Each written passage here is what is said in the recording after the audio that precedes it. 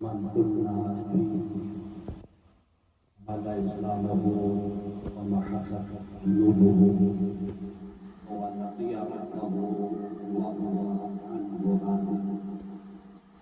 صدق الحديث مع الناس وأداء الأمانة إلى أهلها والحياء مما يقبح عند الله وحسن الخلق مع الأهل والناس. صلاة محمد. اللهم صل على محمد وآل محمد. جسم جسے توحید تعمیل کے لیے چند دقائق کے خاطر مظاہرہ پہلے بارگاہ خداوندی میں دعا کو پروردگار ہماری قرآن آئی کو قبول منظور فرمائے. الہی آمین. الہی آمین. الہی آمین. نازل فرمائے. الہی تمام حاجتوں کو بڑا وعدہ فرمائے. الہی اور موقع کے درجات اعلیٰ فرمائے. الہی قرآن کی آیتیں تلاوت ہونے پر مقدار ثواب اور مدد پہنچا دے. الہی آمین. قبر کو جنت کے باغات میں سے خراب کر دے. الہی آمین. قبر کو پروردگار محمد آل محمد کی شفاعت سے منور فرمائے. الہی آمین. مرضیہ کی شفاعت نصیب فرمائے. الہی ہم آمین. سب کے بہترین کے درجات بلند فرمائے. الہی آمین. قبر کو جنت کے باغات میں سے قرار دے. الہی آمین.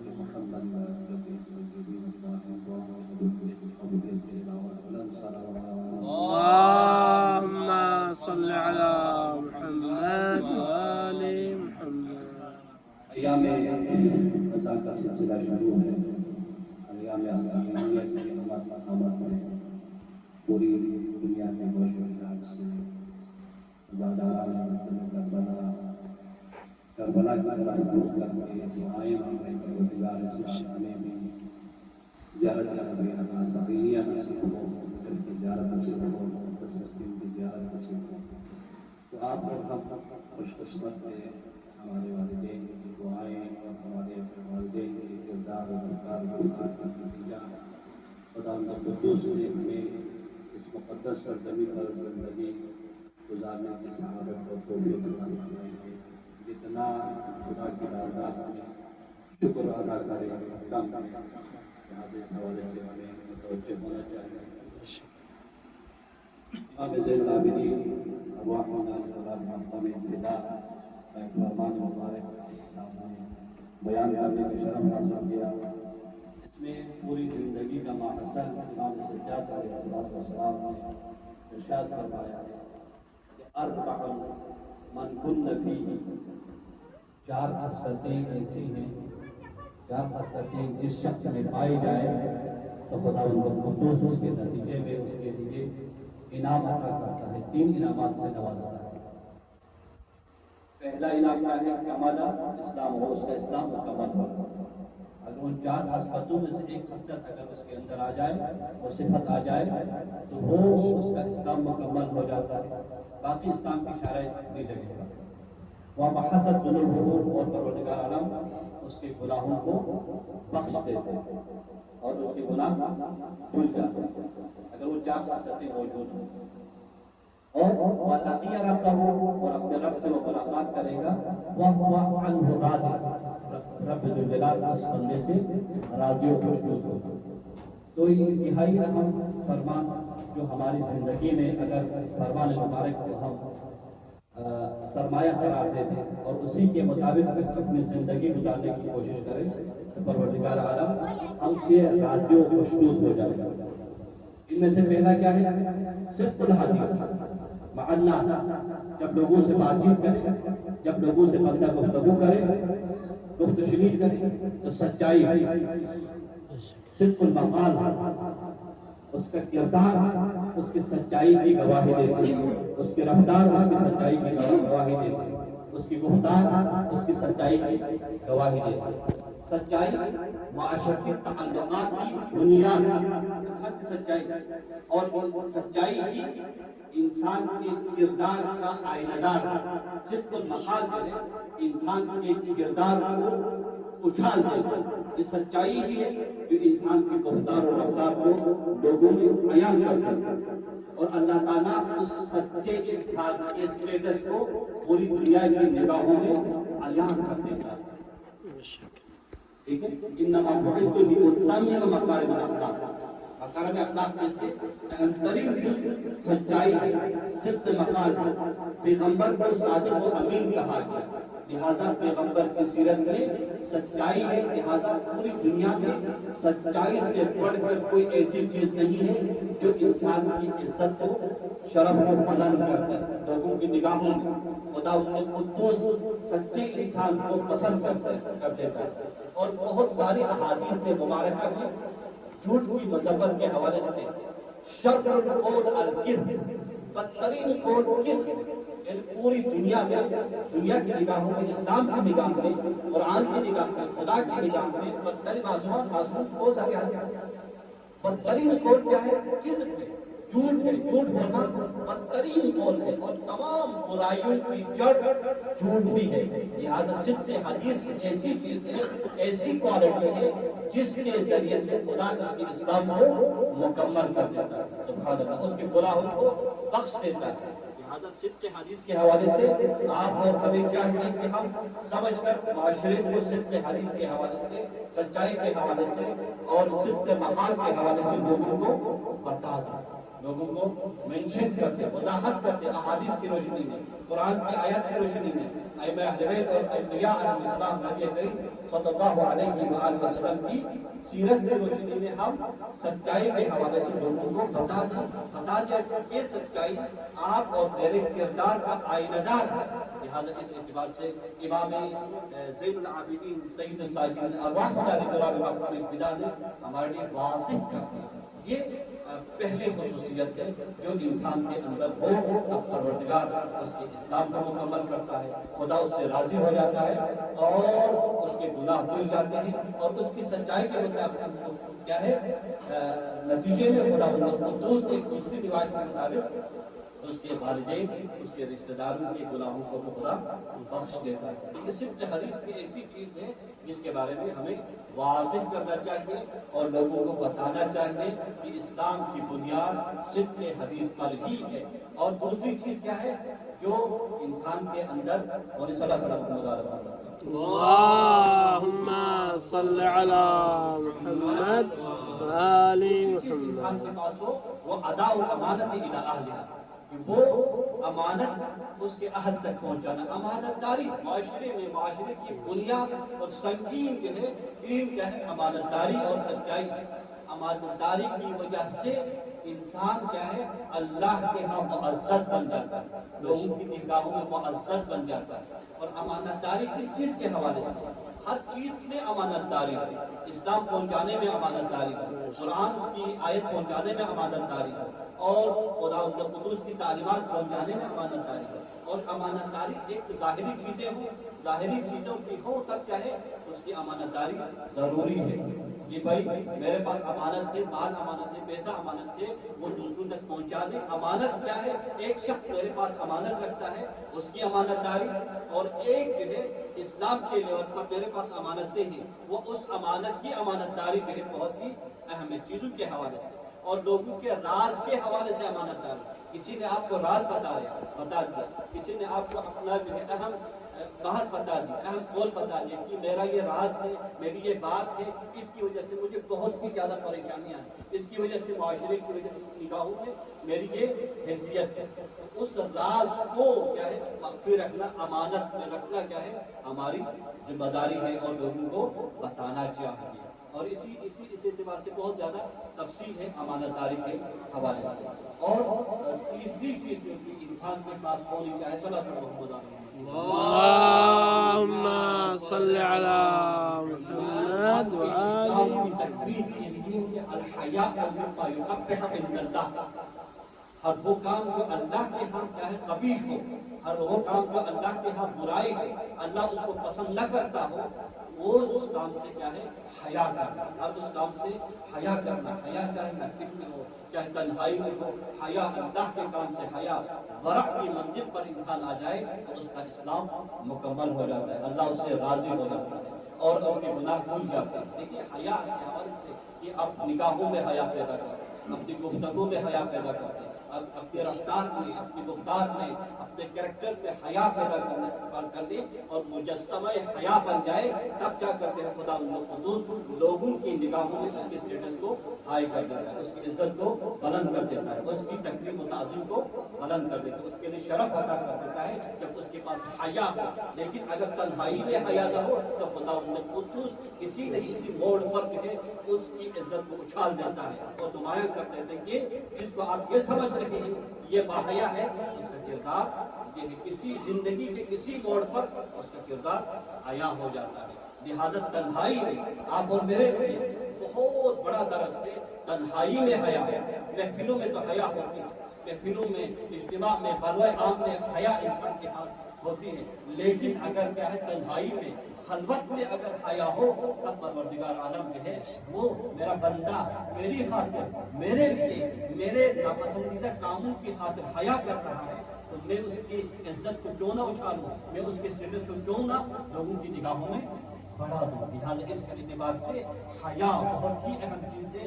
جس کے پاس حیا ہو، جو اللہ سے حیا کرتا ہے، اللہ اس کی اسلام کو مکمل کر دیتا ہے، اللہ اس کی اسلام کو مکمل کر کے اس کے گناہوں کو دھو دیتا ہے، اس کی مغفرت کر دیتا ہے۔ اس کے نتیجے میں کیا ہے، ایک نسل کی مغفرت ہو جاتی ہے، ایک نسل کی کیا ہے ما سلف کی کیا ہے بخشش ہو جاتی ہے حیا کے نتیجے۔ اور آخری چیز میں زیادہ گفتگو نہیں کروں گا، آخری چیز کیا ہے انسان کے پاس کہ حسن الخلق مع الاہل والناس، حسن خلق بہترین اخلاق کے مالک کو سب سے پہلے امام نے اپنے اہل کا بیان کرتا ہے، یعنی اہل عیال کے ساتھ، اپنے خاندان کے ساتھ، اپنی فیملی کے ساتھ حسن خلق کے ساتھ پیش آؤ، اپنی فیملی کو مقدم کر رکھا ہے۔ اس کے بعد جو ہے خدا قدوس نے کیا کیا، اپنی فیملی کے بعد لوگوں کے ساتھ حسن خلق سے پیش آؤ، اخلاق کا نمونہ پیش کرو، یعنی بہترین گفتار و رفتار سے اور تواضع کے ساتھ، خشوع و خضوع کے ساتھ لوگوں کے ساتھ پیش آؤ۔ اور اس میں سب سے پہلے اپنا خاندان شامل ہے، سب سے پہلے فیملی شامل ہے، اپنی زوجہ شامل ہے، اپنی اولاد شامل ہے۔ اولاد کے ساتھ حسن خلق کو امام معصوم، امام زین العابدین ارواحنا لترابہ مقام الفدا نے بہترین قرار دیا۔ لہٰذا انفاق کے حوالے سے اگر کوئی ہے انفاق میں زیادہ سخی ہے تو سب سے پہلے کہتے ہیں اپنے اہل عیال کے ساتھ انفاق کرو، اپنے اہل عیال کی مشکلات کو دور کرو، اللہ تعالیٰ اس کے رزق میں اضافہ کر دیتا ہے۔ سب سے مقدم اپنے اہل عیال کو رکھو، اپنی فیملی کو رکھو، اس میں آپ طبقات دیکھیں، طبقات میں کیا ہے، سب سے پہلے اپنی ذاتی فیملی ہے، اپنی بیوی ہے، اپنی اولاد ہے، اس کے بعد والدین کی باری آتی ہے، اس کے بعد بہن بھائیوں کی باری آتی ہے، اس کے بعد آپ درجات طبقات کے حوالے سے آپ بہتر جانتے ہیں۔ وہاں کیا ہے آپ نے حسن خلق کرنا ہے، انفاق کرنا ہے۔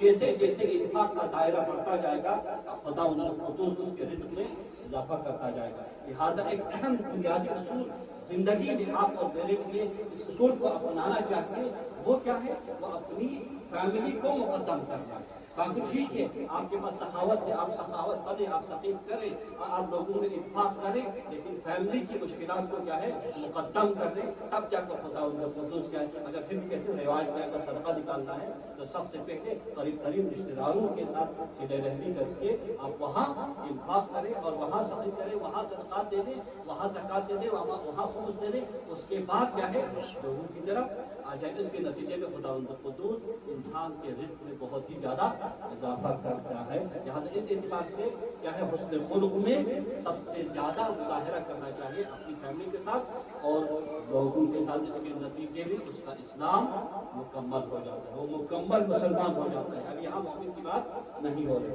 وہ مکمل مسلمان ہو جاتا ہے، اسلام کمپلیٹ ہو جاتا ہے۔ ان الدین عند اللہ الاسلام ہے، ٹھیک ہے، جو دین اللہ تعالیٰ کو جو پسندیدہ ہے۔ لہٰذا امام زین العابدین علیہ السلام کی زندگی کا ماحصل کیا ہے، بندگی ہے، اور بندگی میں یہ تمام امور شامل ہے۔ بندگی الہی میں صرف عبادت شامل نہیں ہے، خدا قدوس سے امام زین العابدین نے صرف مناجات میں دعائیں نہیں مانگی ہے، بلکہ کیا ہے صحیفہ سجادیہ کو اور دعاؤں کو ہتھیار بنایا ہے اور الہی منشور پیش کرتا ہے۔ اس میں توحید بھی شامل ہے اور انسانی نفسیات پر گفتگو کی ہے اور تخلیق کائنات پر گفتگو کی ہے اور کیا ہے लोगों के अकायद को अया कर दिया उस नाजुक दौर में और उस क्या है कठिन दौर में, जहाँ तमाम तर क्या है पाबंदियाँ थी, जिसके लिए इस्लाम पहुंचाने के हवाले से, असल रूह इस्लाम को पहुंचाने के लिए, आज़ादारी हासिल करने के हवाले से बहुत ही ज़्यादा पाबंदियाँ थी। उस वक़्त इमाम सज्जाद ने दुआओं के ज़रिए से क्या है पूरी दुनिया के लिए और तमाम मुसलमानों के लिए, तमाम इंसानों के लिए जो मंशूर पेश कर दिया है सहीफ़ा सज्जादिया की शक्ल में, वो मंशूर इलाही है, वही मंशूर इलाही है। इमाम सज्जाद को फौज के जरिए, असलहा के जरिए मैदान में आकर डट कर मुकाबला करने की जरूरत नहीं पड़ी, बल्कि दुआओं के जरिए इमाम सज्जाद ने इस अंदाज में क्या है जिहाद किया। दुनिया जो है इस जिहाद को नहीं भूल सकती आज कल की दुनिया में। और इमाम सज्जाद ने क्या है 50 हुकूक पर मुश्तमिल ऐसा जामिया तरीन चार्टर पेश कर दिया पूरी इंसानियत के लिए, ठीक है। और ये जो जो जो हुकूक के हवाले से इमाम सज्जाद की जो किताब है वो है, और सहीफ़ा सज्जादी में आप देखिए 50 हुकूक, उसमें क्या है नफ्स का हक है, अल्लाह का हक है, और मियां बीवी के दरमियान क्या हक है, वालिदैन का हक क्या है, और आज़ा और जवारिह के हुकूक इस अंदाज में इमाम सज्जाद ने बयान कर दिए कि वो पूरा इस्लाम उसी में आ जाता है। लिहाजा इस अंदाज में इमाम सज्जाद ने उस कठिन दौर में आला व मसाइब की जिंदगी में जिहाद कर दिया और लोगों को बतला दिया कि किसी भी सूरत में, यानी इमाम सज्जाद ने मज़लूमियत को क्या है तब्दील कर दिया है, तब्लीग इलाही में तब्दील कर दिया। जनाब ज़ैनब फ़रिया के साथ मिलकर इसका इंतहाई मज़ालिम को और मज़लूम तरीन कठिन मरहले को क्या है इमाम सज्जाद और जनाब फ़रिया ने क्या कर दिया है जिहाद में तब्दील कर दिया, इस्लाम में तब्दील कर दिया और उसको निमत इलाही में तब्दील कर दिया। इसी के दरबार में क्या है ज़ैनब फ़रिया सलामुल्लाह अलैहा ने क्या फरमाया बारआइतुल्लाह जमीला, लेकिन इस मज़लूमियत को क्या है और तमाम तर कठिन मराहिल को जमील के तौर पर जनाब ज़ैनब फ़रिया ने लोगों की निगाहों में पेश कर दिया। लिहाजा इमाम सज्जाद की ज़िंदगी बाकी तमाम मासूमीन से अलग अलग है। अब देखिए बाकी तमाम मासूमीन से इतने कठिन मराहिल में भी इमाम सज्जाद ने तब्लीग दीन से क्या है यानी कोई कसर नहीं छोड़ी, हर हवाले से तब्लीग करते, दरबार में, बाजार में और बेकजाओ की पुष्टों पर खड़े होकर इमाम सज्जाद ने मकासिद हुसैनी को दुनिया तक पहुंचा। उस मजलूम सज्जाद के लिए क्या है ये कोई ऐसी मुसीबत नहीं है जो सईद साजिदी ने न देखी।